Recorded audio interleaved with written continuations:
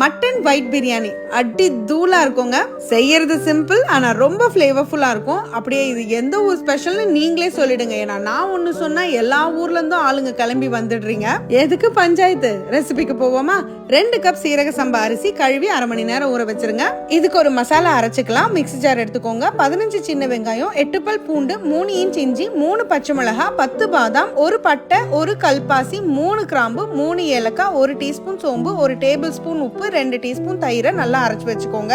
மற்ற பொருட்கள் பிரியாணிக்கு நம்ம வதக்குற டைம்ல நீங்க மட்டன்ல மேரினேட் பண்ணி வச்சுக்கோங்க. நான் 1/2 கிலோ மட்டன் எடுத்திருக்கேன். இதுல 1/2 லெமனோட ஜூஸையும் சேர்த்துக்கோங்க. இப்ப பிரஷர் குக்கர்ல 3 டேபிள் ஸ்பூன் நெய், 4 டேபிள் ஸ்பூன் எண்ணெய், 4 பிரிஞ்சி இலை, 2 பட்டை, 1 நட்சத்திர சோம்பு, 4 ஏலக்காய், 4 கிராம்பு, 2 கல்பாசி, பாதி ஜாதி பத்திரி, 1 டீஸ்பூன் சோம்பு மிளகு சேர்த்து வதக்கிக்கோங்க.